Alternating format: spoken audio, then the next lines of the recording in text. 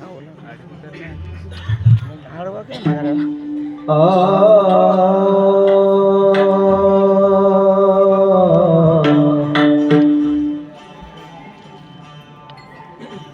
जय जय राम कृष्ण हरे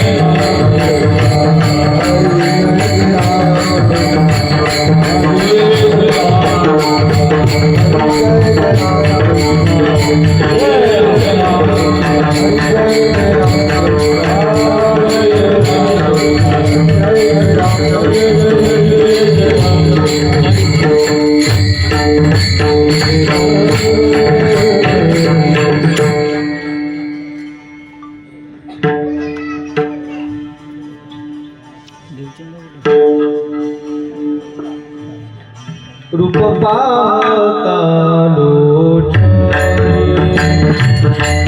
रूप पाहता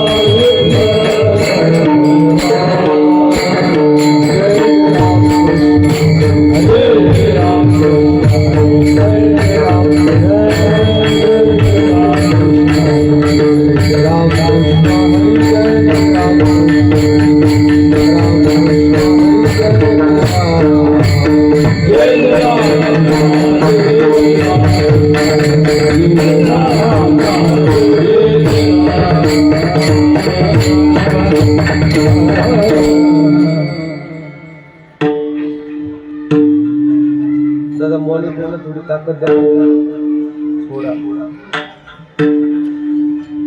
प्लेन वाढवा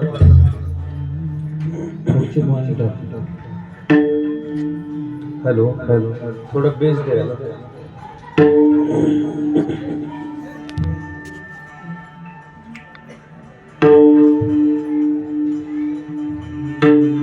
कुळीची कुळ देवी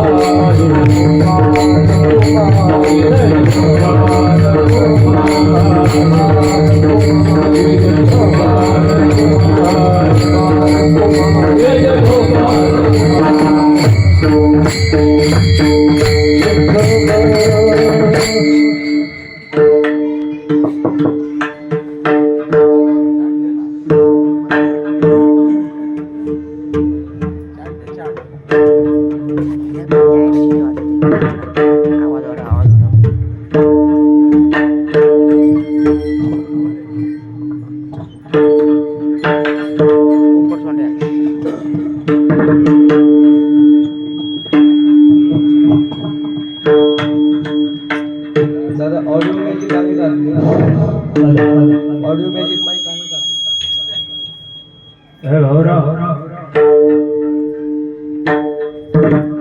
सांभाळून घे रे बाबा. सांभाळून घे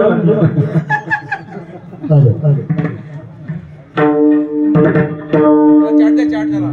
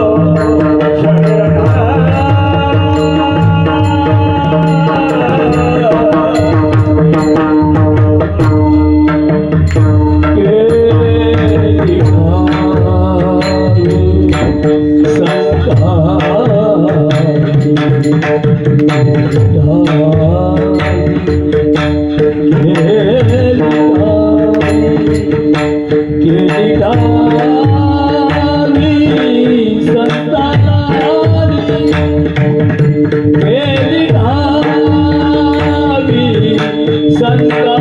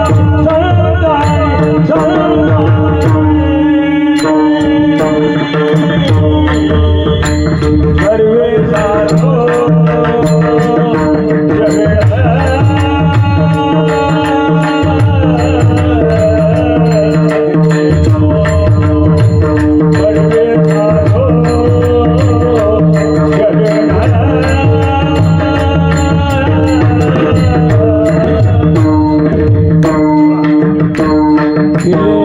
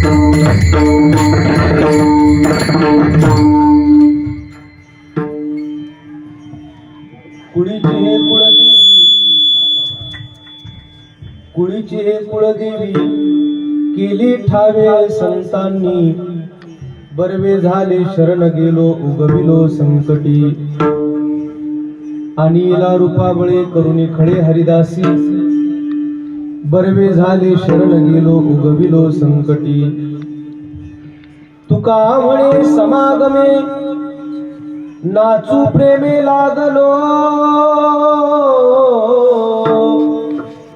बरवे झाले शरण गेलो उगविलो संकटी, जन्मादिसी यतुन्वयादित्रतश्चार्थेष्व विज्ञस्वराट, तेने ब्रह्म हृदय आदि कवये मुह्यन्ति यत्सूरयः, तेजोवारि मृदां यथा विनिमयो यत्र त्रिसर्गो मृषा, धाम्ना स्वेन सदा निरस्तकुहकं सत्यं परं धीमहि, नमो विश्वरूपा विष्णुमाय बापा, नमो विश्वरूपा विष्णुमाय बापा, नमो विश्वरूपा विष्णुमाय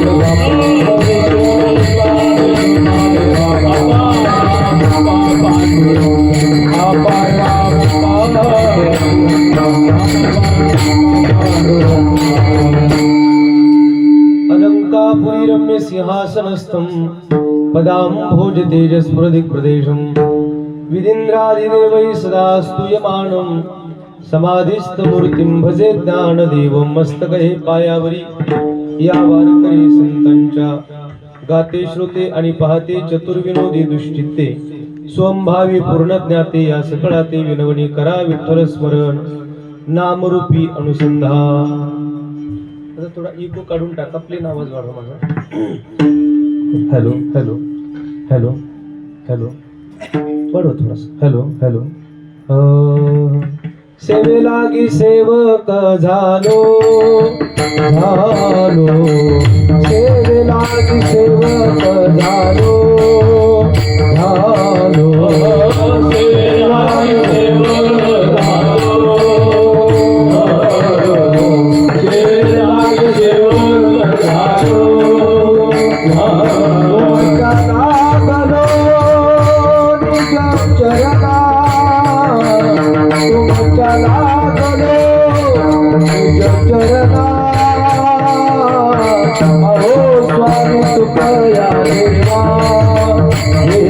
देवा, यावरी करावा हवे.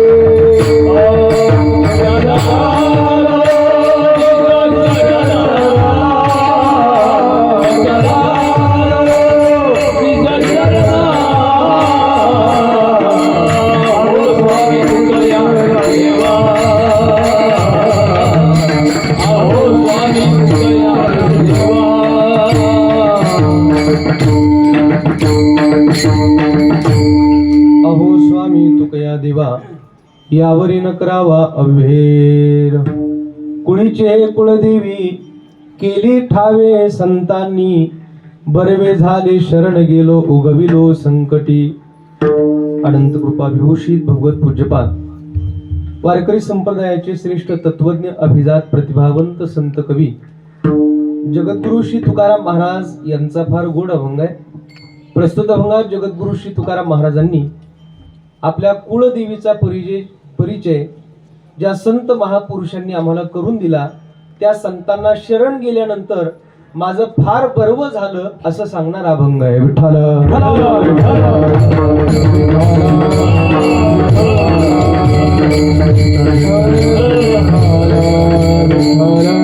अभंगाला सुरुवात करण्या अगोदर थोडासा परिहार. श्री क्षेत्र ढवळे पोस्ट साखर तालुका पोलादपूर जिल्हा रायगड या गावामध्ये अत्यंत सुंदर असा हा उपक्रम आज या ठिकाणी आयोजित केला गेलेला आहे. मोरे परिवार खोत भावकी यांच्या कुळदेवतेचा महाअभिषेक, सत्यनारायणाची महापूजा आणि ग्रामदैवतेचा महाअभिषेक असं एक अत्यंत स्तुत्य उपक्रम दरवर्षी आपण ग्रामस्थ मंडळी खोत भावकी परिवार या ठिकाणी करत आहात. आणि त्यांच्या या गोड परिवारातील या उत्सवाला आपण सर्वजण या ठिकाणी उपस्थित आहोत. स्वानंद सुखनिवासी वैकुंठवासी सद्गुरू ज्ञानेश्वर मोरे माऊली महाराज आणि परमपूज्य सद्गुरू दादा महाराज मोरे माऊली यांच्या कृपा आशीर्वादाने या संपूर्ण कोकणामध्ये ज्यांनी परमार्थाचं उभं पीक लावलेलं आहे, ज्यांच्यामुळे खरं म्हणजे परमार्थ आपल्या सगळ्यांपर्यंत पोहोचला, असे मोरे माऊली महाराज यांच्या मार्गदर्शनाने आपल्या या खोत भावकी परिवारातून गोड असा हा उत्सव या ठिकाणी संपन्न होतो आहे. आणि या निमित्ताने आजचा हा कीर्तन सेवा करण्याचा योग आहे. खरं तर हा योगायोग म्हणावा लागेल. मृदंगाचार्य आमच्या व्यक्तिपरायण भाऊराव महाराजांनी देवचंद महाराजांना सांगितलं आणि आमच्या नरेंद्र भाऊंनी मला संपर्क केला. महाराष्ट्रातील गोड कीर्तनकार ज्ञानेश्वरीताई बागुल यांच्याशी संपर्क करून नरेंद्र भाऊंकडून माझा संपर्क झाला आणि या अनुषंगाने आज मला हा कीर्तन सेवा करण्याचा योगायोग प्राप्त आहे. डोंगराच्या कुशीत वसलेलं अतिशय सुंदर नयनरम्य असं हे आपलं गाव आहे. खरं तर महाराष्ट्राला स्वराज्य मिळवून देण्याकरता अनेक क्रांतिकारी लोक झिजलेले आहेत. त्यामध्ये तानाजी मालुसरे असतील, शेलार मामा असतील, या महापुरुषांच्या पवित्र पादस्पर्शाने पुनीत असला हा सगळा परिसर आणि महाबळेश्वराच्या पायथ्याशी असलं आपलं हे ढवळे नावाचं गाव. आणि या गावामध्ये माऊली महाराजांच्या कृपा आशीर्वादाने संपूर्ण मोरे परिवार खोत भावकी एकत्रित येऊन अत्यंत सुंदर आपल्या कुळदेवतेचा हा कार्यक्रम या ठिकाणी करत आहात. या निमित्ताने गावातील पंचकृषीतील ज्येष्ठ श्रेष्ठ सर्व वारकरी मंडळी आपण सर्वजण उपस्थित आहात. मला थोडासा उशीर झाला, त्यामुळे कीर्तन थोडंसं उशिरा सुरू झालंय. उशिरा जरी सुरू झाला असलं तरी वेळेत थांबेल अशी माझी अपेक्षा आहे. आणि म्हणून फार सुंदर अशा पद्धतीचा हा कार्यक्रम या ठिकाणी आपण आयोजित केलेला आहे. कुळदेवतेची महापूजा आहे, ग्रामदेवतेचा महाअभिषेक आहे आणि म्हणून याला अनुसरून अभंग तुकोबांचा आपल्या पुढ्यात गायला आहे. विठ्ठल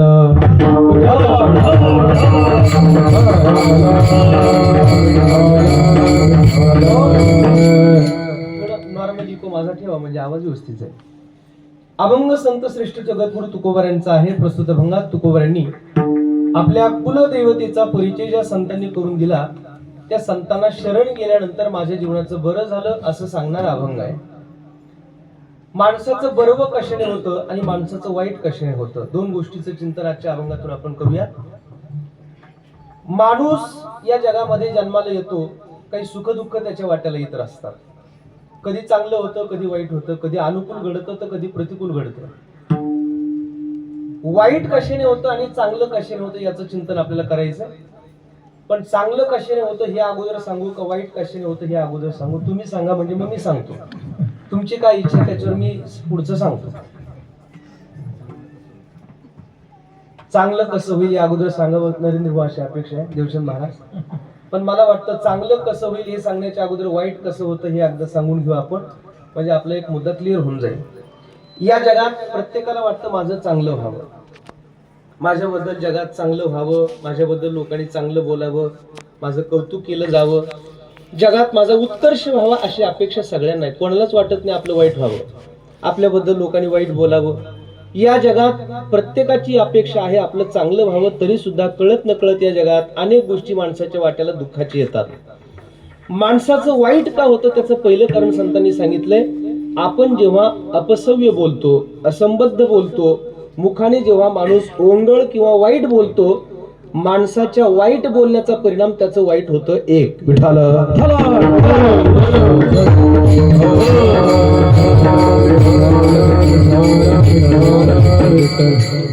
दुसरी गोष्ट, माणूस सतत मी मी मी आणि माझं माझं माझं करत राहिला तर माणसाचं वाईट होतं. दोन. तिसरी गोष्ट, माणसाचं कपाळ का एकदा फिरलं का त्याचं वाईट झाल्याशिवाय राहत नाही. या तीन गोष्टी मी आपल्या पुढ्यात मांडतो, ऐका. वाईट बोलल्याने माणसाचं वाईट होतं. एक. मी आणि माझं केल्याने माणसाचं वाईट होतं. दोन. आणि माणसाचं कपाळ फिरल्यानंतर माणसाचं वाईट होतं. तीन. मुखे ते वाईट बोलती ओंगळ, मुखे ते वाईट बोलती ओंगळ,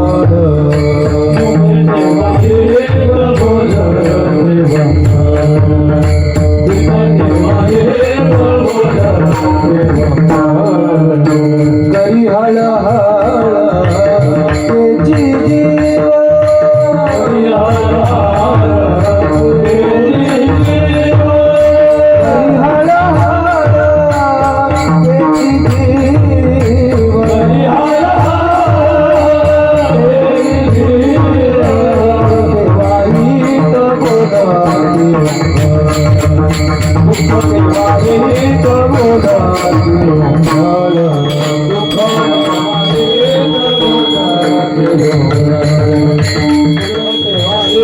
बोलती ओंगळ, वाईट बोलती मुखे ते वाईट बोलती ओंगळ, करी हळहळ तेची जीव, करी हळहळ तेची जीव.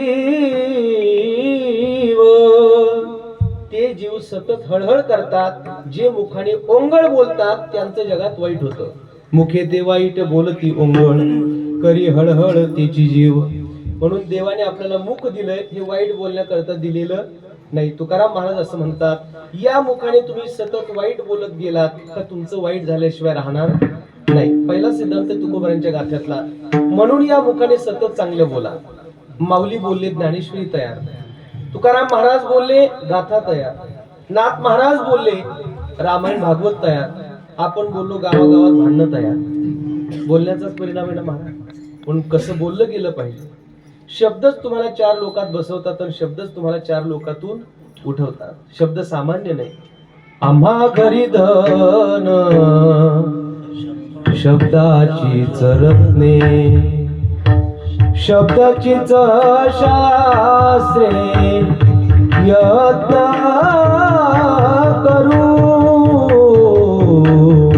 शब्दाची आमूच्या जीवाचे जीवन, शब्द वाटू धन धन जन लोका, शब्द वाटू धन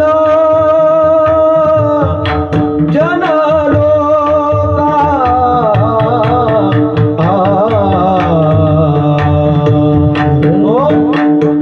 शब्द ही संपत्ती महाराज. म्हणून या मुखाने आपण असं काहीतरी बोललं गेलं पाहिजे ज्याचा हेवा जगाला वाटावा. वाईट बोलू नका, त्याने जगात आपल्याबद्दल फार चांगलं होत नाही. मुखे ते वाईट बोलती ओंगळ. 100 कौरव होते आणि 5 पांडव होते. 5 पांडवाला जर विचारलं का रे तुम्ही किती जण भाऊ आहेत, ते म्हणायचे आम्ही 105 आहेत. आणि 100 कौरवाला जर विचारलं तुम्ही किती जण भाऊ आहेत, ते म्हणायचे आम्ही 105 आहेत. अरे पण 5 तर पांडव आहेत, ते म्हणायचे नाही आम्ही 105 भाऊ आहेत. पांडवाला जर विचारलं 100 तर कौरव आहेत, ते म्हणायचे नाही आम्ही 105 भाऊ आहेत. मग घोड्याने पेंट खाल्ली कुठं, म्हणजे अडचण आली कुठं? 105 भाऊ म्हणून सांगणारे कौरव पांडव, अडचण आली कुठे माहिती आपल्याला? त्या मै नावाच्या दैत्याने फार सुंदर नगरी बांधली होती आणि ती पाहण्याकरता एके दिवशी दुर्योधन गेला. दुर्योधन ती नगरी पाहण्याकरता गेला. नगरी फार सुंदर बनवली होती. माझी भाषा सगळ्यांना कळते ना, म्हणजे मी मराठीच बोलतो, मी काही पाकिस्तानहून आलेलो नाहीये, अगदी मराठी. फक्त आता शब्दात काही चढ उतार असणार आहे, कारण मी नगरकडचा आहे, तुम्ही आता कोकणातले आहात, त्यामुळे थोडासा शब्दात चढ उतार होईल, पण मराठीच बोलतोय.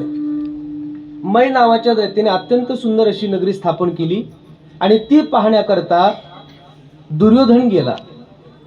नगरी अशी बनवली होती जिथं पाणी दिसायचं तिथं जमीन असायची आणि जिथं जमीन दिसायची तिथं पाणी असायचं.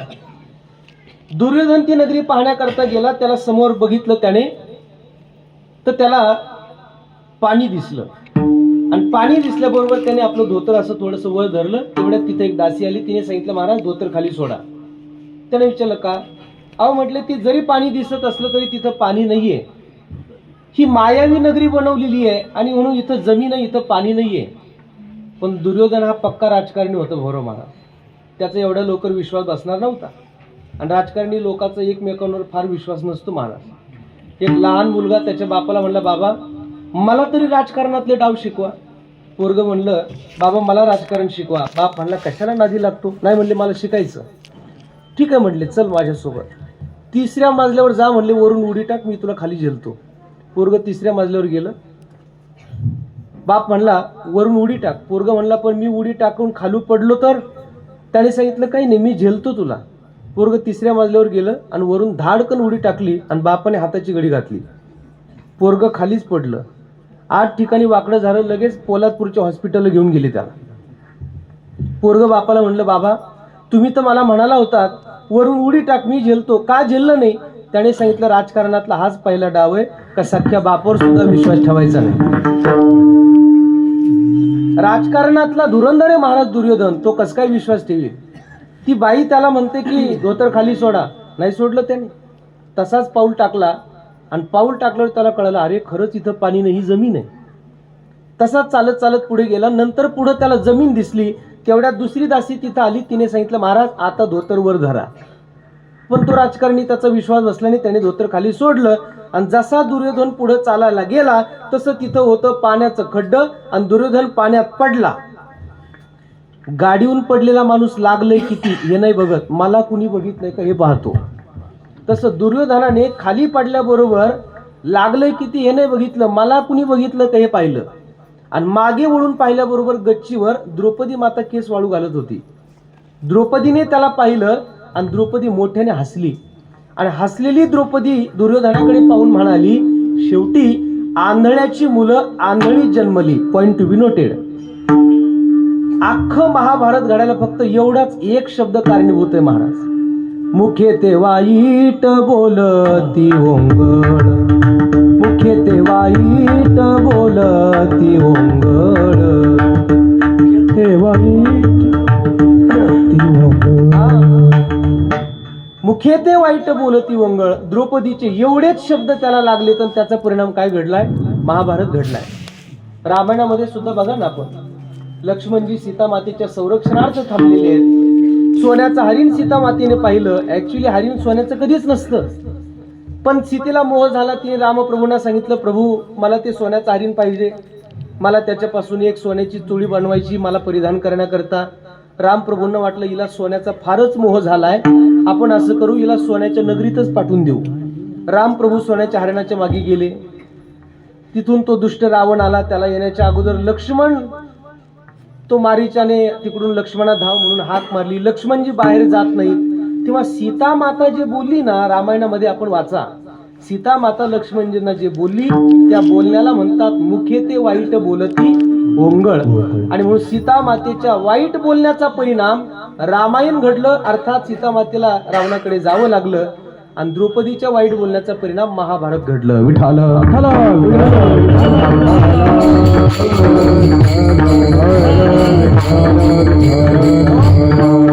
म्हणून माणसाने वाणी फार जपून वापरली पाहिजे. वाणी सामान्य नाही महाराज. माझी असत्यवादाचे तप वाचा केली बहुत कल्प. वाणीला फार जपून वापरलं पाहिजे. मला एकाने कीर्तनाला फोन केला. आता जसं दिवसभर मला नरेंद्र भाऊ, देवचंद महाराज ही सगळी मंडळी फोन करतायत. फोन उचलला का रामकृष्णारी, मी फोन उचलला म्हणलं रामकृष्णारी. तसं समोरून ज्याने मला फोन केला मी फोन उचलला रामकृष्णारी, तो तिकडून म्हणला चायला कोणत्या तरी महाराजाला फोन लागला वाटतं. सहज लोक बोलताना शिवी देऊन मोकळे होतात महाराज रिंगे बाबा, पण लोक रामकृष्णारी म्हणत नाही, लोक रामकृष्णारी म्हणत नाही. आणि या वाईट बोलण्याचा परिणाम आपलं उभं आयुष्य वाईट होत चाललेलं आहे. म्हणून लक्षात घ्या, माऊलींनी तुकोबाईंनी आपल्याला ही वाणी कशी वापरावी हे शिकवलंय. मनुस्मृतीला विचारा, सत्यमृयात प्रियमृयात नमृयात सत्यम प्रियम प्रियम च नानुतमृयात येश धर्म सनातनः. गीता माऊलीला विचारा, अनुद्वेगकरं वाक्यम सत्यम प्रिय हितम चेत स्वाध्यायाभ्यसनम चैव वाङ्मयम तपोच्यते. माऊली म्हणतात तैसे साचा निमवाळ मितुले आणि रसाळ शब्द जैसे कल्लोळ अमृताचे मुखी अमृताची वाणी मुखी अमृताची वाणी मुखी अमृताची वाणी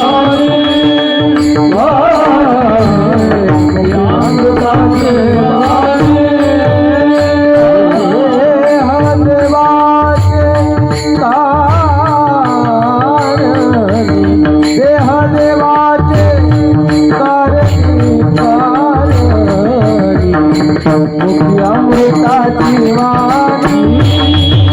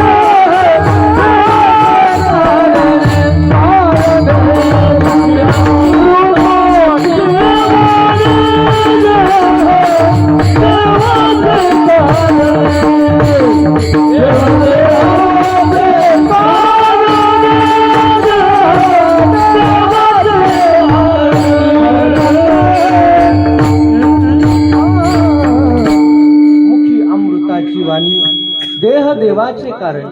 या वाणीने आपण जर गोड बोललो तर आपलं चांगलं होतं, वाईट बोलल्याने माणसाचं वाईट होतं. म्हणून तर आपण मकर संक्रांतीला काय म्हणतो, तिळगुळ घ्या आणि गोड गोड बोला. आणि दर मकर संक्रांतीला आपण तेच म्हणतो, तिळगुळ घ्या गोड गोड बोला. म्हणजे नाही वर्षभर तरी कमीत कमी संक्रांतीच्या दिवशी तरी गोड बोला, असा त्याचा अर्थ आहे. जे गोड आहे ते बोला, असा खरा अर्थ आहे. आणि या जगात गोड फक्त परमात्मा आहे. आणि गोड असणाऱ्या परमात्म्याला जर आपण गायलं तर खऱ्या अर्थाने जीवन गोड होतं. म्हणून भगवंताने दिलेल्या वाणीचा चांगला उपयोग करा. जी वाणी कठोर बोलते ती वाणी समाजात काम करत नाही, आणि जी वाणी मृदू बोलते ती वाणी समाजात आजपर्यंत काम करते. मोरे माऊली महाराज, दादा महाराज या महापुरुषांची वाणी आजपर्यंत समाजात काम का करते? कारण ती वाणी आम्हाला प्रेमाने बोलते. ती वाणी समाजात सगळ्या स्तरातल्या लोकांना घेऊन काम करते. म्हणून त्यांची वाणी आजपर्यंत समाजात कार्यरत आहे. दात कसे तर जीभ कशी जरा बघा. लहान बाळ जन्माला येतं त्याला दात येतात. बोलताना ऐकू नको, फक्त गाताना ऐकू पाहिजे. विठाल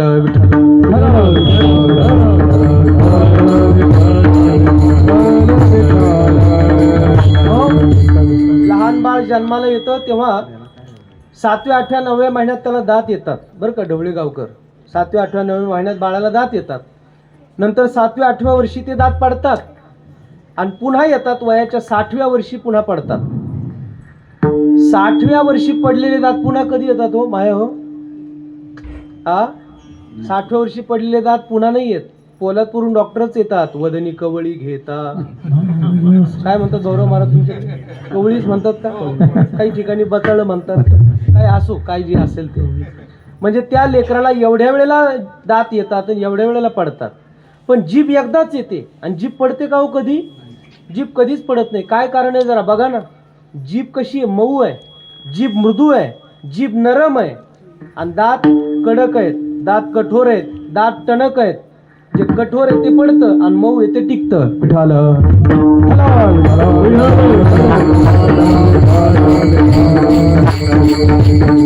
म्हणून ईश्वराने दिलेल्या या वाणीला वाईट बोलण्यात खर्च करू नका. मुखे ते वाईट बोलती ओंगळ, करी हळहळ तेची जीव एक. माणसाचं वाईट का होतं? त्याचं पहिलं कारण माणसाच्या अपसव्य आणि असंबद्ध बोलल्याने माणसाचं वाईट होतं. दुसरी गोष्ट, जीव सतत स्वतःला मी आणि माझं करत राहतो. म्हणून त्याचं या जगात आजपर्यंत वाईट होत चाललेलं आहे. तुका म्हणे आलो शोषित संकटी,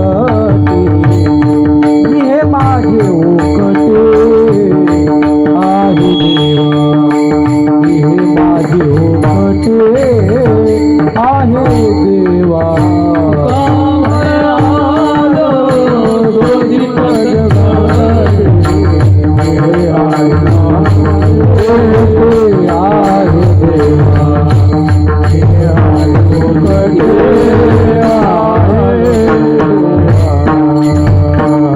तुका म्हणे आलो शोषित संकटे, मी हे माझे ओखटे आहे देवा.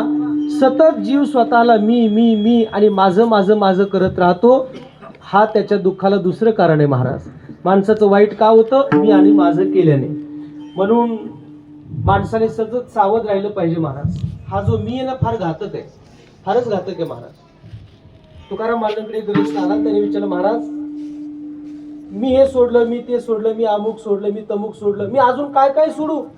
तुकाराम महाराज म्हणले तू काही सोडू नको, तू फक्त त्याच्यातला मी सोड, बाकी काही सोडायची गरज नाही. म्हणजे काय?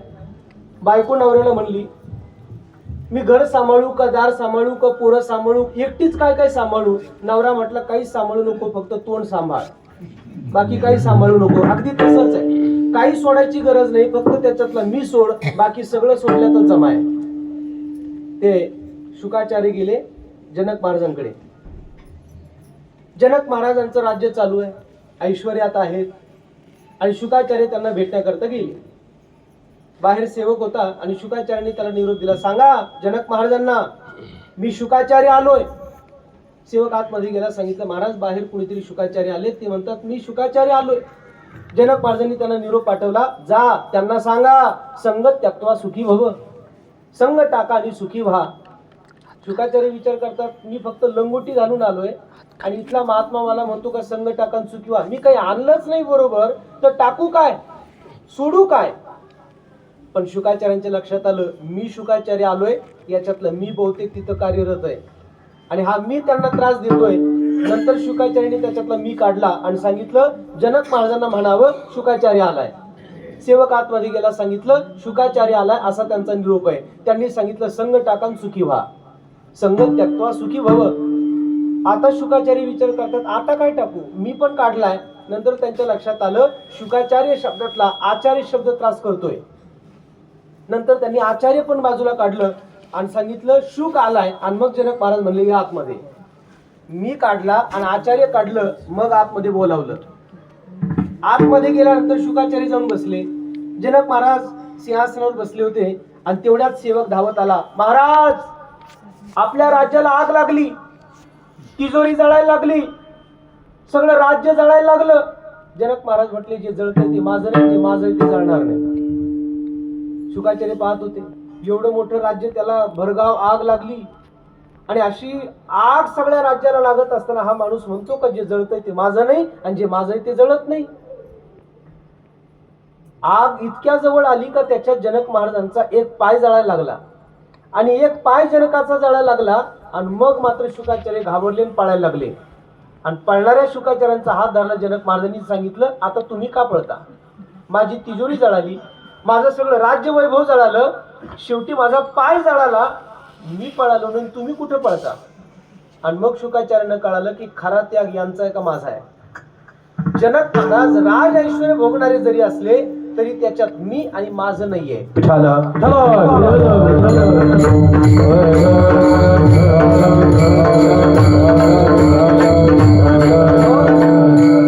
आणि म्हणून परमार्थचे सिद्धांत हे शिकवतात आपल्याला का मी आणि माझं करू नका. मी एका ग्रस्ताला म्हणलं काहू दादा तुम्ही भजनाला दिसत नाही हल्ली. ते म्हणले महाराज भजनाला यायला वेळच नाही माझ्याकडे. म्हणलं का, तो म्हणला मी फार बिझी शेड्यूल आहे माझं सध्या. म्हटलं तुम्ही नेमकं काय करता. त्याने मला असं सांगितलं, म्हटलं कायफळ मायफळ जायफळ जिरे मिरे सगळं एकत्र करतो, त्याचं पॅकिंग करून बाहेर सप्लाय चाललंय, त्याच्यामुळे मला भजनाला यायला वेळ नाही. मी म्हटलं काय विकता. म्हटले कायफळ मायफळ जायफळ मिरे जिरे. म्हटलं तुमच्या व्यवसाय तुमच्या भजनाचं उत्तर आहे. नरेंद्र होतो म्हटलं कसं काय. मी म्हटलं काय विकता तुम्ही. कायफळ. कायफळ शब्दाचा अर्थ काय, काया म्हणजे शरीर आणि शरीर रूपी फळ म्हणजे कायफळ. बघा लक्षात येतंय का, शरीर रूपी फळ म्हणजे कायफळ. हे जे फळ आहे ना हे कायफळ आहे. शरीर रूपी फळ म्हणजे कायफळ. आणि जे जे कायफळ या जगात ते सगळं मायेकडून निर्माण झाल्यामुळे ते मायफळ आहे. जे जे कायफळ ते मायफळ आणि जे जे मायफळ ते जायफळ. नाही कळलं अजून. जे जे कायफळ ते मायफळ आणि जे जे मायफळ ते जायफळ. तरी लोक मिरे मिरे. महाराज 2 कोटीचा बंगला मी बांधला, भाऊ चांगल्या चांगल्याची कोरोनाच्या काळात जिरे आणि तू काय मिरे. येताना घेऊन आलासी काय, जाताना घेऊन गेलासी काय. नको अभिमान धरू भल्या मानसा, नको अभिमान धरू भल्या मानसा. अरे कशाचा अहंकार धारण करतोस. हे मी आणि माझं पण तुझ्या दुःखाला तुझ्या पतनाला कारणीभूत आहे, याच्यात फार मजबूर राहू नको. पण दुर्दैवाने लोकांमध्ये मी आणि माझे पण फार वाढत चालले महाराज. सगळा स्वार्थाचा बाजार आहे आणि ज्याचा परिणाम माणूस दुःखाने पीडित आहे. अहो एकाने गाडी घेतली आणि त्याने गाडीवर पाठीमागं लिहिलं भाऊशी वापरत नदीवर लाकडं. काय काय लिहितात लोक त्यांची त्यांनाच माहिती. एकाने छोटा हत्ती घेतला, कोकणात असतो का छोटा हत्ती असतो ना, त्याने त्याच्यावर पाठीमागं पाठी लिहिली आता कसं वाटतंय. योगायोगाने मलाच ओव्हरटेक केलं त्याने. माऊलीच्या कृपेने माझ्याकडे इनोवा आहे, तो माझ्या पुढे गेला आता कसं वाटतंय. वाईट वाटलं मला. दिवसभर तो 50 गाड्या ओव्हरटेक करायचा आणि सगळ्यांना मागची पाठी वाचायला लावायचा आता कसं वाटतंय. गेला महाबळेश्वरच्या पुढे धडकला, हा एकीकड गाडी एकीकड. मीच तिथे गेलो, गाडीतून खाली उतरलो, नंतर त्याची गाडी बघितली, मग त्याची अवस्था बघितली आणि मग त्याच्या गाडीची पाठी वाचली आता कसं वाटतंय. वाटायचं भल्या माणसा अरे आपण कोण त्या जगात. आणि म्हणून विनाकारण मी आणि माझं माझं करत बसू नका. हा जो काही संसार आहे हा ईश्वर निर्मित आहे. मी आणि माझा आम्हाला पतनाला कारणीभूत आहे. 2 आणि तिसरी गोष्ट, माणसाचं काय एकदा कपाळ फिरलं का मग मात्र त्याचं वाईट झाल्याशिवाय राहत नाही. तुका म्हणे जेव्हा फिरते कपाळ तरी अमंगळ योग होतो, तरी अमंगळ योग होतो.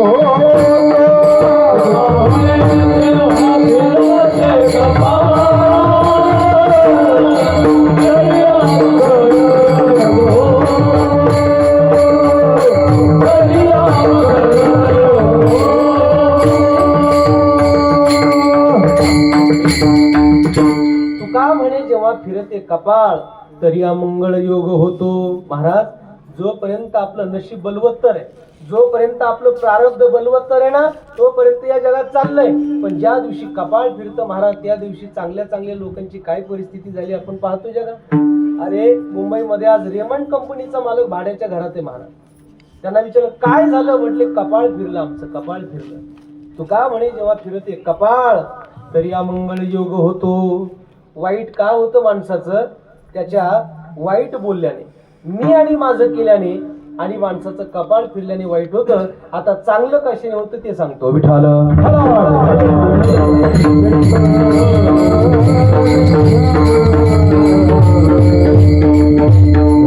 जपने बरवे देवा, नचले कोणाचाही दावा, नचले कोणाचाही दावा, नचले कोणाचाही देवा, नीच मन देवा,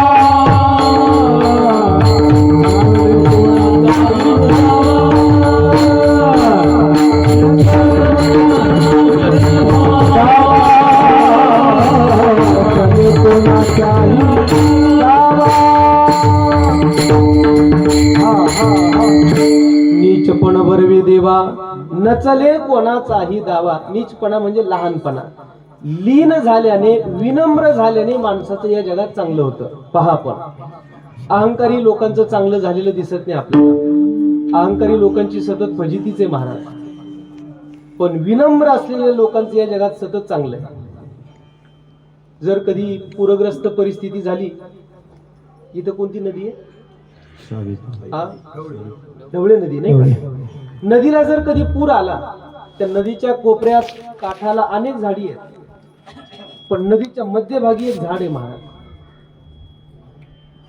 त्या झाडाला लव्हाळा असं म्हणतात. इकडे काही शब्द मला माहिती नाही. लव्हाळा शब्द आहे. मोठमोठाली झाडं उखाडून टाकलं जातात, पण लवाळ्याला मात्र काहीच होत नाही. महापुरे झाडे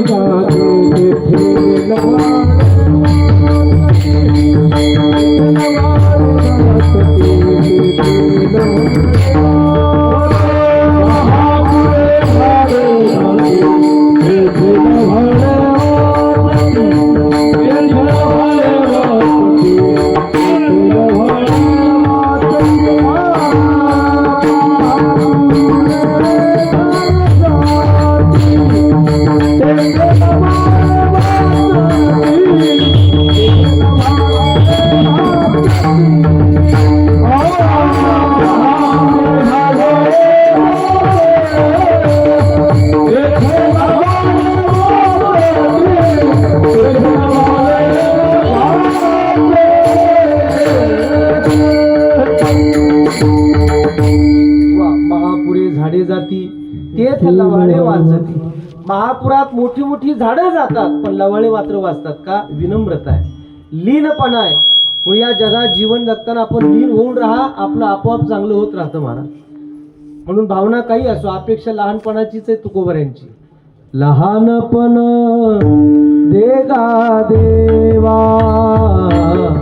लहानपण देगा देवा, मुंगी साखरेचा रवा, मुंगी साखरेचा रवा, लहानपण देगा देवा, लहानपण देगा देवा.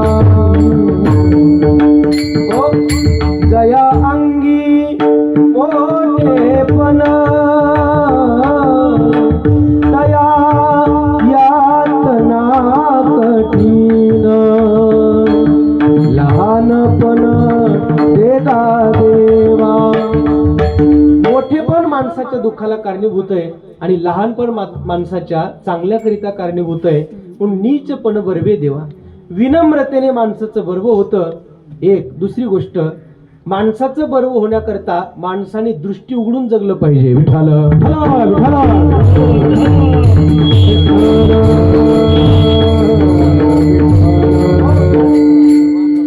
मज तो पडली होती भुली, चित्ताची अपसव्य चाले. या गवळणीमध्ये पुढचा शब्द असा आहे, दृष्टी उघडली बर्वे झाले. दृष्टी माणसाने उघडली का बर्व होतं. काही शाळेत शिकवताना आपल्याला त्रिकोण शिकवतात, चौकोन शिकवतात, षटकोन शिकवतात, पण जीवनाचा दृष्टिकोन मात्र कुठं शिकवला जात नाही. आणि दृष्टिकोन हा फक्त संतांच्या वाङ्मयातच शिकवला जातो. आणि म्हणून जोपर्यंत दृष्टी उघडी ठेवून आम्हाला जगता येत नाही तोपर्यंत जगणं कळत नाही. दृष्टी उघडली बर्वे झालो. आपल्या शेजारी सातारा जिल्हा आहे. सातारा जिल्ह्यात महान संत झाले ब्रह्मचैतन्य गोंदवलेकर महाराज. गोंदवलेकर महाराजांचं एक विधान फार गोडे. महाराज म्हणतात, आपल्याला कुणी फसवू नये इतके आपण सावध असलो पाहिजे आणि आपण जगात कोणाला फसवू नये इतके आपण प्रामाणिक असलो पाहिजे. विठाल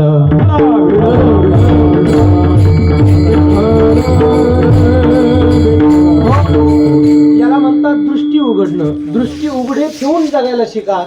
काय माणसं बहिर्मुख वृत्तीने या जगात जगतात म्हणून त्यांना अंतर्मुखता येत नाही. आणि जोपर्यंत खऱ्या अर्थाने संत कृपा करत नाही तोपर्यंत दृष्टी उघडत नाही. आणि म्हणून लहानपणाने विनम्रतेने माणूस जगला तर त्याचं चांगलं होतं. एक, दृष्टी उघडी ठेवून माणूस जगला की त्याचं चांगलं होतं. दोन, आणि तिसरी गोष्ट, आपल्या कुलदेवतेचं चिंतन केल्याने, आपल्या कुलदेवतेला शरण गेल्याने माणसाचं चांगलं होतं. अभंगाच्या दुसऱ्या चरणात बर्वे झालो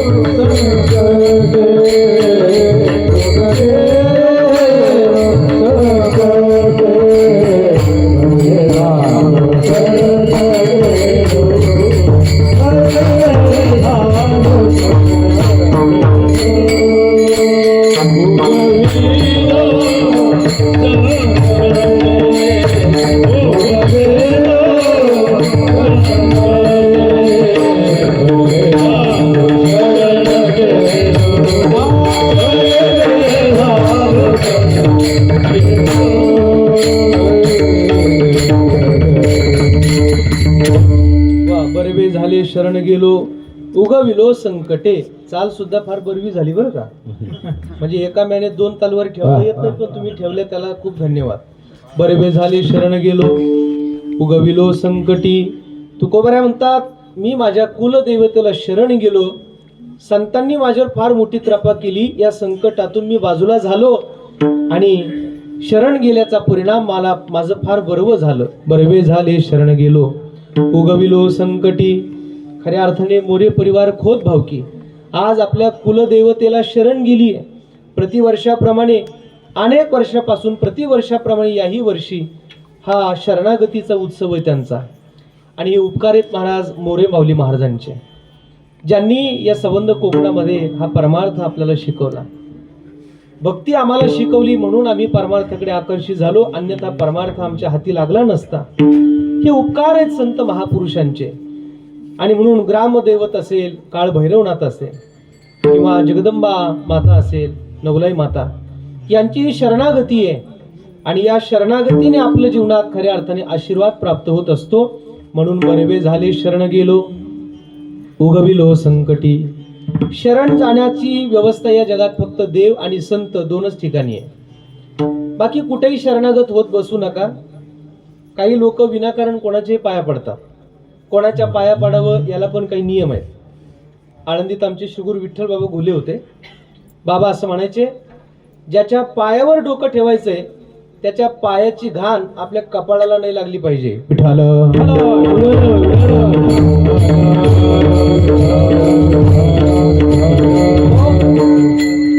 म्हणून शरणागत जर व्हायचं असेल तर आपल्या घरात अगोदर आपले माता पिता आहेत, मायबाप आहेत, त्यांच्या चरणावर आपण शरणागत व्हा. सकळ तीर्थाची धुरे जे का माता पितरे तया सेवेसी कीर शरीर लोण कीजे. मातृदेवो भव, पितृदेवो भव, आचार्य देवो भव, अतिथी देवो भव.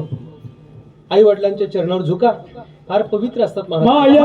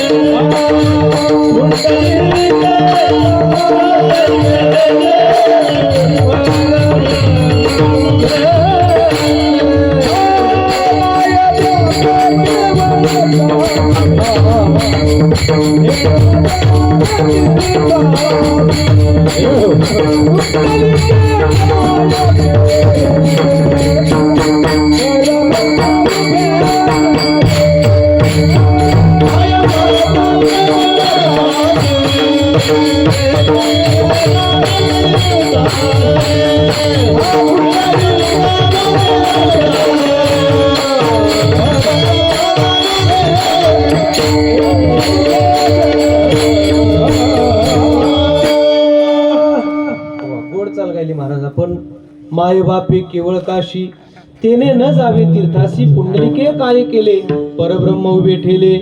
28 युगांपासून विटेवरच्या मालकाला, पांडुरंग परमात्म्याला पुंडलिकाने विटेवर उभा केलं. त्याला विचारलं, पुंडलिका अरे बाबा कोणती साधना केलीस, कोणतं पुण्य केलंस का देवाला 28 युगांपासून उभा केलं. त्याने सांगितलं, मी असं पुण्य वगैरे साधना काही केली नाही. मी माय बापे केवळ काशी, केवळ माझ्या माता पित्याची सेवा केली, म्हणून मला जगात कोणत्याही तीर्थक्षेत्राला जाण्याची गरज पडली नाही. साक्षात माझे माय आणि बाप माझ्यासाठी तीर्थ आहे, म्हणून सकळ तीर्थाची ये धुरे. पता नहीं माता पिता की चरणों में कितनी ताकत है, जितना झुक जाऊ उतना ऊपर जाता है. आई वडिलांची चरण अत्यंत पवित्र असतात, म्हणून तिथे आपण शरणागत व्हा. एक. दुसरी गोष्ट, जिथं संत आहेत त्या संतांच्या चरणावर आपण झुकलं पाहिजे. तद्विधी प्रणिपातेन परिप्रश्नेन सेवया. थोडा मॉनिटरला द्या आवाज, जरा माझा आवाज बसला, आवाज बंद वाटतो. तद्विधी प्रणिपातेन परिप्रश्नेन सेवया उपदेक्षन्ति ते ज्ञानम ज्ञानिनस तत्वदर्शिनः. तनु मनो जीवे चरणासी लागावे, अगरवता करावे दास्य सकळ.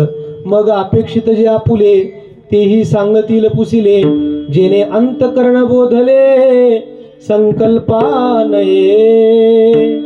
संतांच्या चरणावर झुकल्यानंतर आपल्याला जीवनात उत्थान होतं, म्हणून संतांना झुका, संतांच्या चरणावर झुका, संतांची शरणागती करा. 2. आणि तिसरी गोष्ट, आपलं आराध्य दैवत जे आहे, कुलदैवत जे आहे, त्या कुलदेवतेच्या चरणावर आपण शरणागत असलो पाहिजेत. म्हणून आज मोरे भावकी परिवार या ठिकाणी आपल्या कुलदेवतेच्या चरणावर शरणागत होतो आहे. विठ्ठल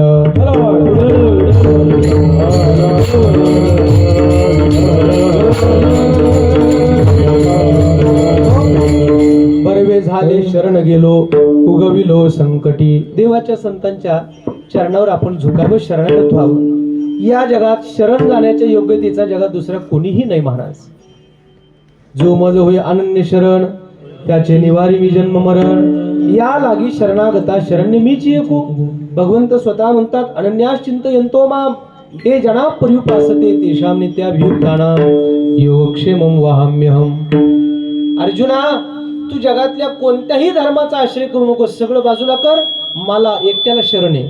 सर्व धर्मान् परित्यज्य मामेकं शरणं व्रज, अहं त्वा सर्व पापेभ्यो मोक्षयिष्यामि मा शुचः.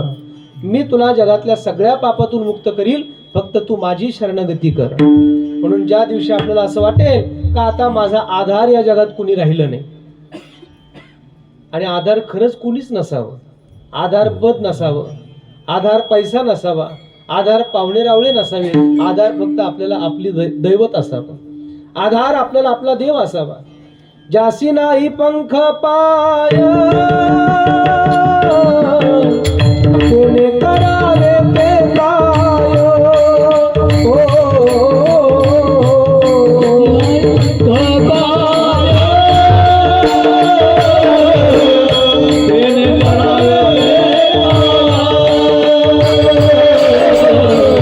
शुद्ध भाव धरोनिया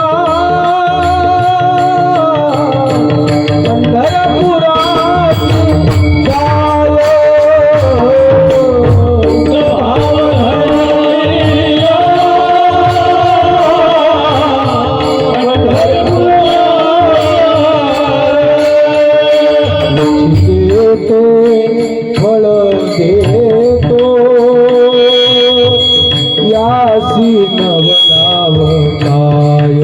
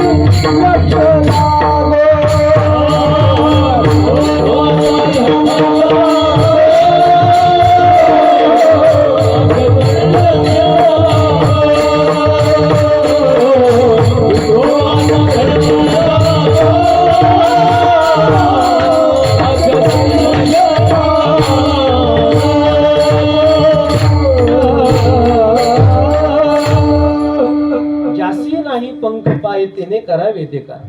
शुद्ध भाव धरून या पंढरपुरासी जाय, इच्छेले तो फळ देतो यासी नव लाव काय.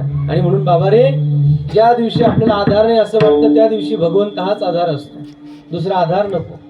अनेक जणांनी ज्याला देवाला आधार मानलं त्या लोकांचं भगवंतांनी चांगलं केलंय महाराज. विठ्ठल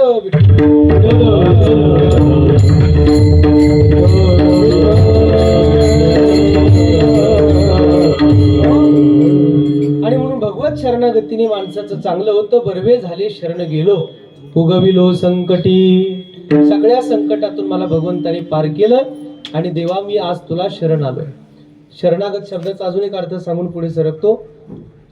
जर नक्षलवाद्याने आपल्यावर हल्ला केला आणि आपल्या टीमने जर त्यांच्यावर आक्रमण केलं, तेव्हा ते त्यांच्या हातातलं शस्त्रास्त्र खाली टाकतात, आपले दोन्ही हात वर करतात. याला सरेंडर शब्द इंग्रजीमध्ये. सरेंडर होणं अर्थातच शरणागत होणं आहे. जसं आपल्या मिलिटरीच्या समोर परप्रांतीय शरणागत होतात, सरेंडर होतात, देवाच्या समोर शरणागत असंच व्हावं लागतं. देवा, आता आम्ही आमच्यातले सगळे विकार सोडून दिले, आता आम्ही फक्त तुला शरण आहोत. आता आमचा आधार फक्त तूच आहेस. आता आमच्या बाबतीत काय करायचं ते तू ठरव देवा. याला म्हणतात शरणागती. बरवे झाले शरण गेलो, उगविलो संकटी. महाराज, ज्याची शरणागती आपण केली, ज्याच्या शरणागतीने आपलं चांगलं झालं, त्या देवाचा परिचय आपल्याला कुणी करून दिला? अभंगाच्या पहिल्या चरणात.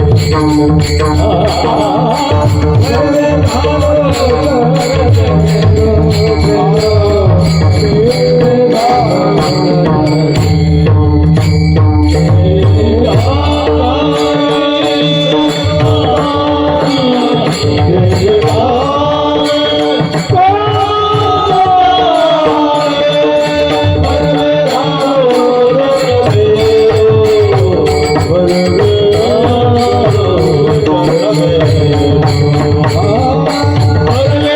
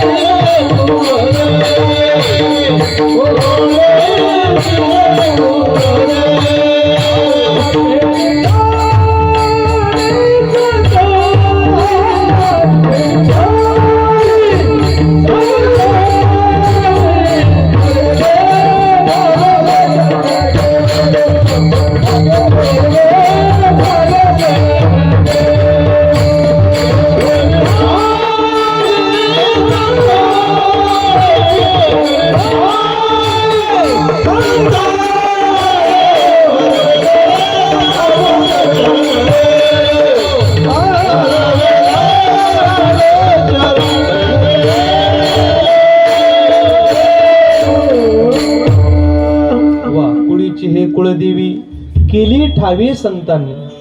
संतांनी या देवीचा आम्हाला परिचय करून दिला, जी आमची कुलदेवी आहे. आणि म्हणून नवलाई माता असेल, ग्रामदैवत असेल, खंडेराय असेल, या देवतेचा महाअभिषेक महापूजा आपण सर्व मिळून करत आहात.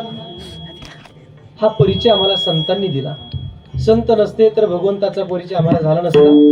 पतीचा जिव्हाळा म्हणून सासऱ्याचे साहिजे, काहीतरी वाहिजे चामाची मोड.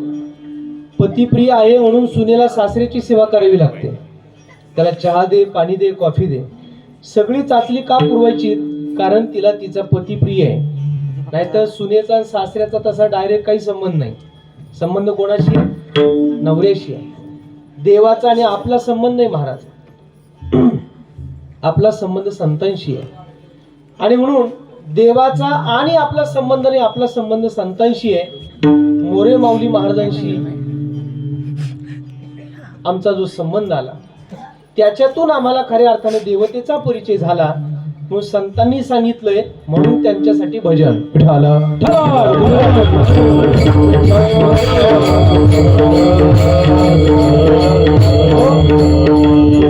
कुळदेवी केले ठावी संतांनी. संतांनी आम्हाला देवतेचा परिचय करून दिला. आणि बरं झालं त्या देवतेला आम्ही शरण गेलो. बरवे झाले शरण गेलो, उगविलो संकटे. आणि अशा संतांना शरण गेल्यामुळे आम्ही सगळ्या संकटातून मुक्त झालो. आणि खरंच या जगातून संतच आपल्याला फक्त वाचवणार आहेत बरं. बाकी कोणीही आपल्या उद्धाराकरता आलेलं नाहीये. लोक म्हणत असतात आम्ही तुमचं कल्याण करू, आम्ही तुमचं कल्याण करू. नंतर ते जातात मुंबईला, आपण राहतो तिकडं. कल्याण राहतं मध्ये, म्हणजे आपली भिवंडीच होणार आहे. कोण कल्याण करणार आहे महाराज? संत सोडून कुठेही जाऊ नका. आपल्या उद्धाराची तळमळ खऱ्या अर्थाने या जगात फक्त संतांनाच आहे. कारण संत हृदय या जगात लोण्यापेक्षा मऊ आहे महाराज. मृदुस बाहे नवनीत तैसे सज्जनाचे चित्त. तोची साधू ओळखावा, देवते तेची जाणावा. जे का रंजले गांजले, त्यासी म्हणे जो आपुले. रंजल्या गांजलेल्यांना लोकांना सुद्धा परमार्थाकडे लावणं हे काम संतांचं आहे. करुणी स्मरण करवी आणि का तो या झाला लोका नाम जगी. तुका म्हणे आईसे परोपकारी, त्यांच्या पायावरी डोई माझी. स्वतः भगवंताचं चिंतन केलंय आणि जगाकडून करून घेतलंय. म्हणून आपण आज संतांची पूजा करतोय. हे अनंत उपकार आहे ते संतांचे आहेत महाराज. ते मोरे माऊलींचे उपकार आहेत का ज्यांच्यामुळे आम्हाला भक्तीचा वसा मिळालाय, परमार्थ करायला मिळतो. हे संतांचे उपकार आहे. आणि मग संतांची आपल्याकडून अपेक्षा एकच आहे की बाबांनो परमार्थ सोडू नका. सकाळी झोपेतून उठलात आपण रामकृष्ण हरी म्हणायला विसरू नका. दुपारी जेवायला बसलात, अन्नाचा घास तोंडात घालायच्या अगोदर रामकृष्ण हरी म्हणत जा. आणि रात्री झोपताना देवाला सांगा, देवा आता मी झोपतो बरं, मला सकाळी उठव. एक जर मला महाराज देव कशाला उठविला, अलाराम लावून ठेवला का उठतो माणूस. अलाराम उठवतो आपल्याला, अलाराम नाही उठवतो आपल्याला. राम आल्यावर माणूस उठतो महाराज, अलाराम नाही उठवत. काय कृपा आहे महाराज परमात्म्याची. सकळ जीवांचा करीतो सांभाळ, तुझं मोकलील ऐसे नाही. लहान बाळ जन्माला येतं, त्याला पिण्याकरता दूध लागतं आणि त्याच्या दुधाची सुद्धा व्यवस्था परमात्मा करतो. कोणी केली बाळा दुधाची उत्पत्ती, कोणी केली बाळा दुधाची उत्पत्ती.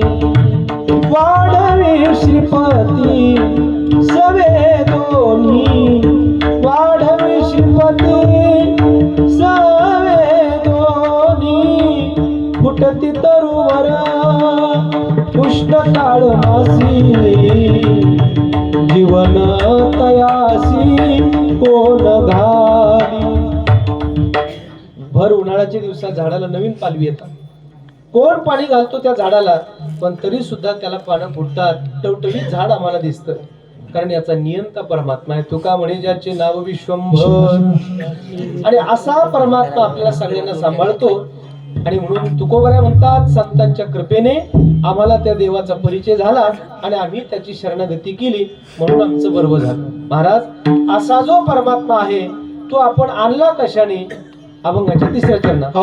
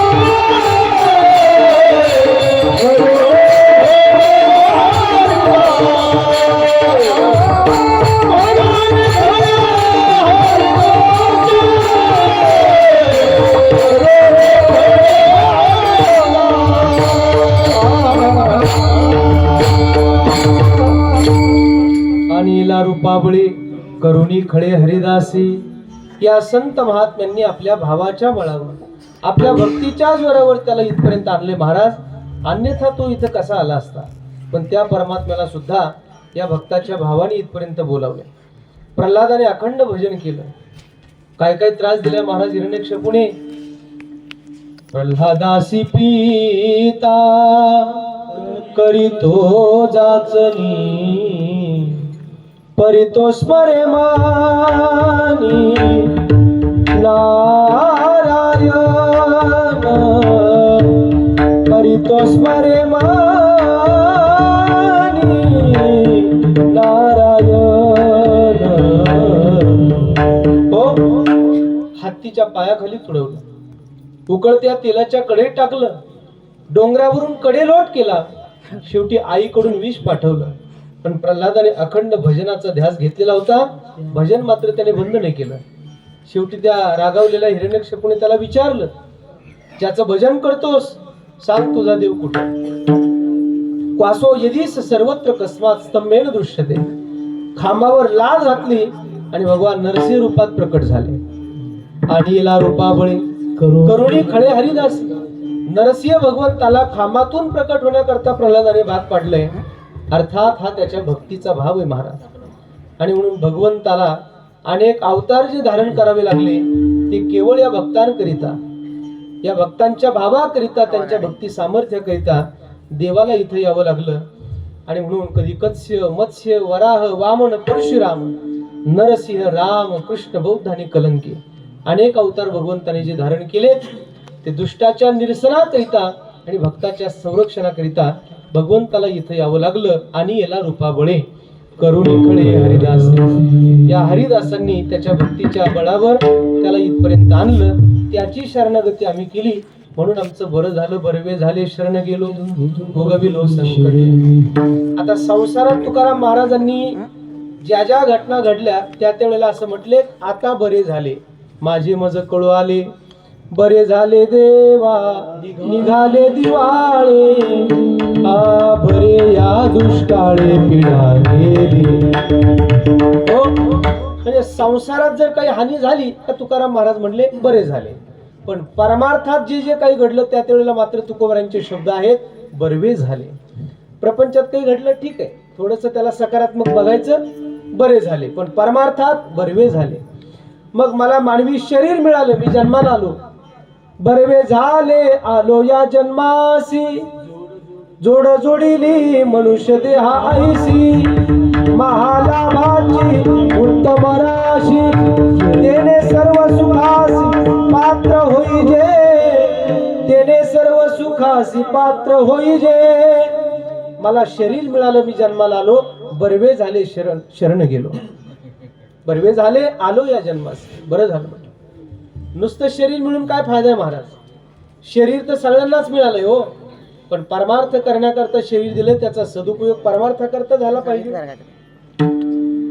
देवाने दिलेल्या खांद्याचा उपयोग विना घेण्याकरता व्हायला पाहिजे. काही काही चौघाच्या खांद्यावर जातात तरी विना खांद्यावर घेत नाही. मी एकाला म्हणलं चल माऊलीची वारी आली, तो म्हणला बघू माऊली कधी बोलवतात. म्हणलं सायराट बघायला काय परशे चालतं का तिकीट घेऊन? चल आरचीचा पिक्चर लागलाय, माऊली कधी बोलवतात. एक जण म्हणला महाराज दिवसभरात 50 वेळा आपटलो पण दुकानात जाऊन पिलोच.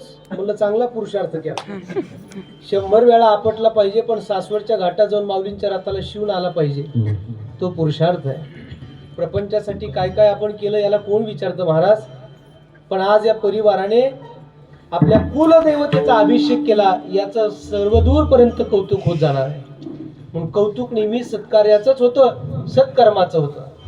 आपल्या प्रपंचासाठी आपण काहीही केलं तरी त्याच्याबद्दल कोणी फार विचारणार नाही, पण भगवत कार्यासाठी आपण काही केलं तर त्याचा मात्र विचार केल्याशिवाय राहणार नाही. हे संतांचे उपकार आहेत का हे आपल्या वाट्याला आले. म्हणून भक्ती चुकू नका, परमार्थ चुकू नका. तुकाराम महाराज म्हणले शरीर मिळाले याच्यात नवल नाही, या शरीराने परमार्थ केला तर ते खऱ्या अर्थाने भाग्य आहे, नवल आहे, बर्व आहे. बरवे झाले आलो या ठाया, होते संचित ठाईचे पाया, देह भाव पालटली काया, पडली छाया ब्रह्मीची. बर परमार्थ करण्याकरता शरीर मिळालं, बर्व झालं. शरीर मिळून मी भक्ती करतोय, अजून बर्व झालं. आणि याही पेक्षा ही भक्ती करताना अजून मी जिवंत आहे, माझं शरीर पडलं नाही. बरवे झाले आजीवरी, नाही पडिलो मृत्यूचे आहारी, वाचून आलो एकवरी, उरले ते हरी तुम्हा समर्पण. दिला या काळी अवकाश. बाबा रे आजपर्यंत मी मेलो नाही, हे केवढं भाग्य महाराज. कधीतरी असा विचार करत जा आपण का अजून आपण मेलो नाही. नाहीतर किती लोक कशा कशा परिस्थितीतून मेली हे काय सांगायची गरज आहे का महाराज? कोरोनाच्या काळात आपण पाहिलं झाडाची पानं गळावी तशी माणसं मरून पडली. तुमच्या कोकणातलं अलिबागचं वादळ बघा, कधी कोल्हापूर सांगली साताऱ्याची परिस्थिती बघा, रायगड जिल्ह्यातलं महाड तालुक्यातलं तळीये नावाचं गाव, तळीयच ना, की मेलेल्या प्रेतावरून लोक एकमेकांना वाचायला पळत होती. हो काय स्थिती आपण बघितली. या वर्षी मराठवाड्यात तशीच परिस्थिती झाली महाराज. एवढी पूरग्रस्त परिस्थिती मराठवाड्याने अनुभवली.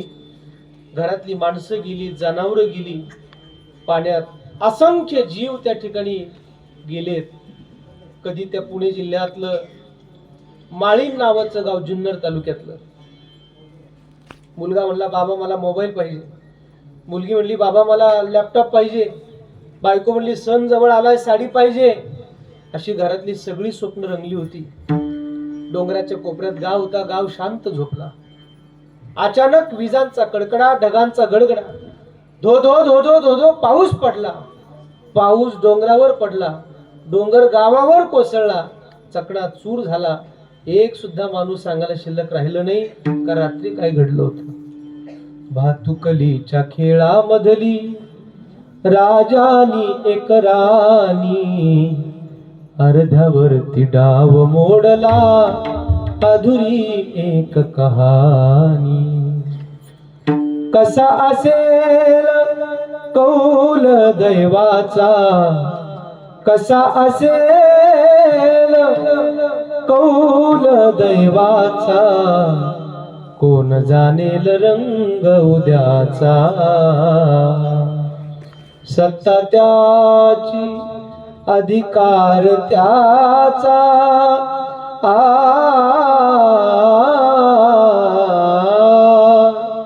सत्ता त्याची अधिकार त्याचा.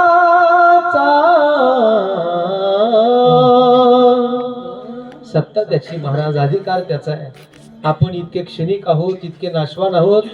आणि म्हणून बाबारे या जीवनाचा सदुपयोग करा, याचा दुरुपयोग करू नका. हे एकदाच आहे महाराज, एकदाच आहे, पुन्हा नाही.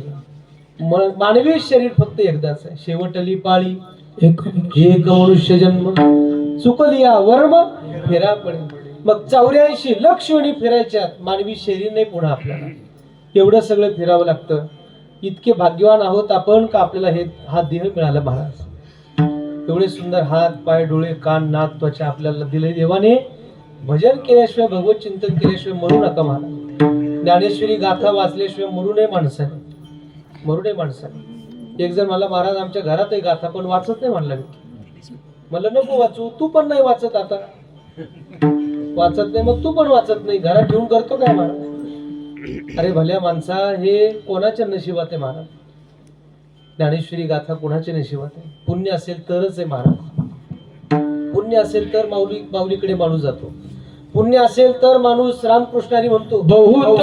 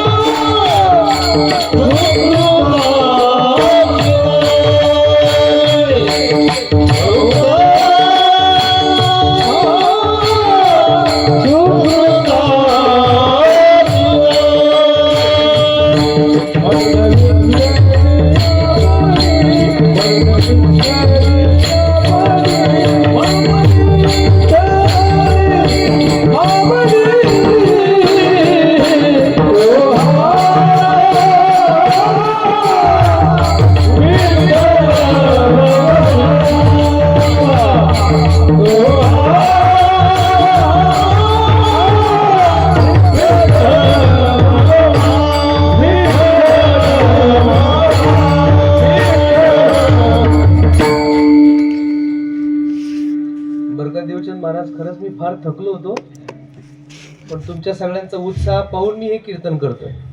तुमच्या चाली ऐकले मला फार बरं वाटलं. एवढ्या दूर आल्यानंतर सुद्धा काय या संतांची उपकार आहेत महाराज. हा चालीचा ठेवा, भाऊराव महाराजांचा पखवाज, या महाराजांचा पखवाज, हे सगळं ऐकलंय म्हणून मी खरं म्हणजे उभा राहिलोय. नाहीतर 3 तास कथा, 2 तास रोजची कीर्तन, अशा धावपळीतून मी इथपर्यंत आलो होतो. पण तुमचा उत्साह पाहिला मला फार आनंद वाटला. आणि ह्या ज्या शिस्तबद्ध चाली, चाकुरीबद्ध चाली तुमच्या ऐकल्या, अजून त्याचा आनंद वाटला मला. हे संतांच्या कृपेशिवाय येत नाही महाराज, याला पुण्य लागतं. तुम्हीच प्रमाण दिलंय, बहुता सुकृताची जोडी म्हणून विठ्ठली आवडी.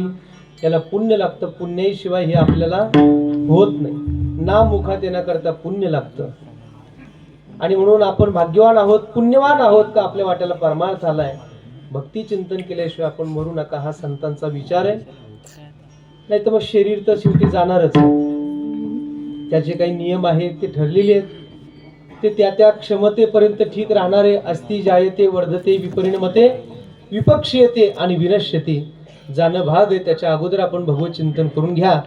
आणि म्हणून संतांनी त्या परमात्म्याला या ठिकाणी रूपाला आणलं. आणि याला रूपाबळे करुणी खेळे हरिदासी. आणि म्हणून महाराज म्हणतात अशी कुलदेवीची जी ओळख आहे ती आम्हाला संतांनी करून दिली. अन्यथा आम्हाला संत नसते तर आमच्या कुलदेवतेचा परिचय आम्हाला झाला नसता. या कुलदेवतेचा परिचय संतांनी करून दिला. अनादि अंबिका भगवती बोध परडी घेऊन हाती. होत ज्ञानाचा पाजळती उदो उदो भक्त नाचती. गोंधळा ये ओ जगदंबे. अनादि निर्गुण प्रगटली भवानी. अनादि निर्गुण प्रगटली भवानी. अनादि निर्गुण प्रगटली भवानी.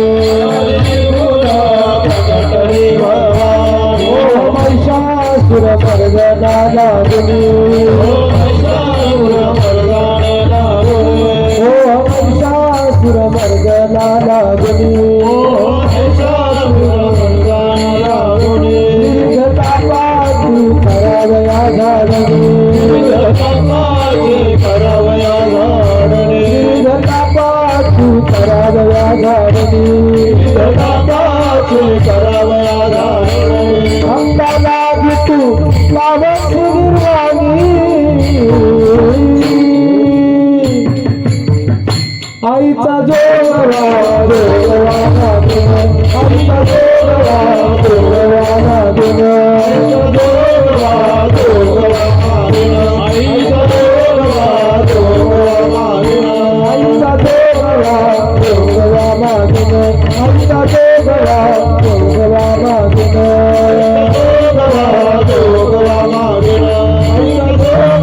जोगवा दिन. प्रेम नगरावारी. प्रेम नगरावारी. अहं वाग्या सोहं वाग्या प्रेम नगरावारी. अहं वाग्या सोहं वाग्या प्रेम नगरावारी. सावध होनी भजनी लागा. सावध होनी भजनी लागा. देव करा प्रेमारी.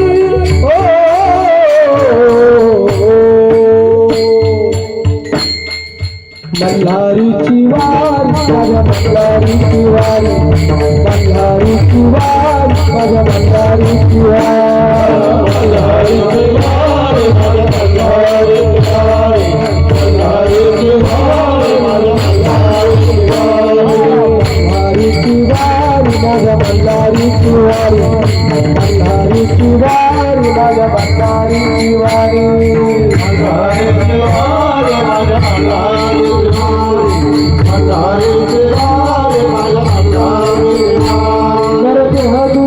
जाणारे तुम्ही वासुदेव वासुदेव म्हणा.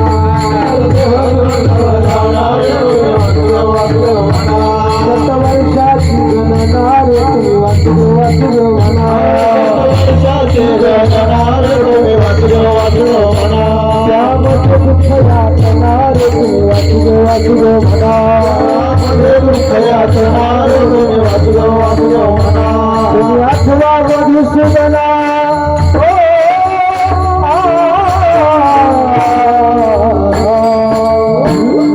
वासुदेव वासुदेव म्हणा. तुम्ही वासुदेव वासुदेव म्हणा. वासुदेव वासुदेव म्हणा रे तुम्ही वासुदेव वासुदेव म्हणा. वासुदेव वासुदेव म्हणा रे तुम्ही वासुदेव वासुदेव म्हणा. वासुदेव वासुदेव म्हणा रे तुम्ही वासुदेव वासुदेव म्हणा. वासुदेव वासुदेव म्हणा तुम्ही वासुदेव वासुदेव म्हणा. या कुलदेवतेचं हे चिंतन त्यांचं स्मरण आहे. म्हणून जगदंबेची, भैरवनाथाची, खंडेरायाची प्रार्थना संत महापुरुषांनी आपल्या अभंगातून गायली आहे. आणि म्हणून आजचा हा सेवेचा योग आहे. मोरे परिवार खोत भावकी यांच्या संयुक्त विद्यमाने सरपंच आणि सर्व त्यांची मंडळी या ठिकाणी हा उत्सव करत आहेत. या निमित्ताने या अभंगाचा विचार माझ्या पुढ्यात माझ्या मतीप्रमाणे आपल्या समोर गायलेला आहे. गोड उत्सव आहे. सगळ्यांना खूप शुभेच्छा देतो. संत विचार हे तुमच्या माझ्या उद्धाराकरिता आहेत आणि या विचाराने आपल्या सगळ्यांचं कल्याण होणार आहे. म्हणून कुणीही संतांच्या विचारांना दुर्लक्ष करू नका. जर आपण संत विचार दूर केले तर त्याचा परिणाम काय होतो? हे जरी नाही काल तरी दुसरा येईल. सरते शेवटी बा काळ बांधून नेईल. एका जनार्दनिवा आमुचे काय जाईल. सगळ्यांनी एकदा वर हात करा. हा, छान. पिंगळा महाद्वारी बोली बोला तो देखा पिंगळा महाद्वारी.